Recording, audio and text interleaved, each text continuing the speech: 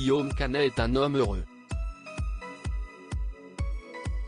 Le cinéaste français de 49 ans a réussi son pari avec l'immense projet que qu'est Astérix et Obélix, l'Empire du Milieu, puisque le film jouit de très bons chiffres au box-office, signant au passage le meilleur démarrage en salle d'un film français depuis 2008.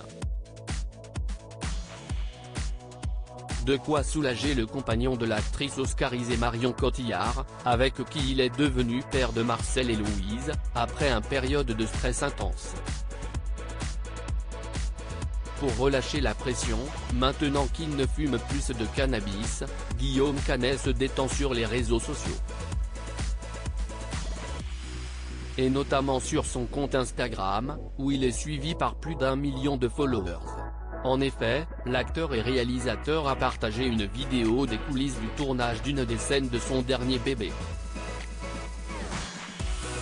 Et le moins que l'on puisse dire, c'est qu'il s'est vraiment sacrifié pour cette séquence.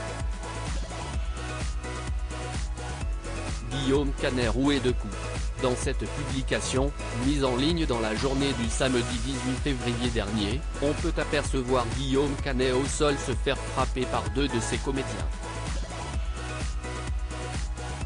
Et ceux-ci, qui font partie du prestigieux casting du long-métrage, ne sont autres que les humoristes Marc Fraise et Thomas VDB. À l'aide de leurs boucliers, qui heureusement ne sont pas en métal, ils ne se font pas prier pour rouer de coups le réalisateur durant une grosse trentaine de secondes tout de même.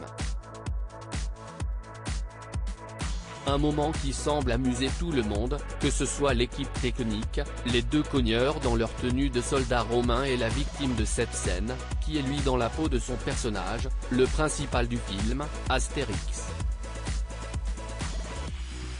Quand Marc Fraise et Thomas VDB se font plaisir en me tapant. A-t-il écrit pour légender cette publication. De quoi faire plaisir aux nombreux fans de Guillaume Canet sur les réseaux sociaux, alors que le réalisateur a déjà dévoilé des images inédites de Jérôme Commandeur durant ce tournage particulièrement éreintant et s'est fendu de visites surprises dans certaines salles de cinéma qui projetaient son long métrage. Reste maintenant à voir si le succès d'Astérix et Obélix, l'Empire du Milieu va se poursuivre dans les salles obscures au cours des prochaines semaines et rentabiliser l'énorme investissement qu'il a nécessité.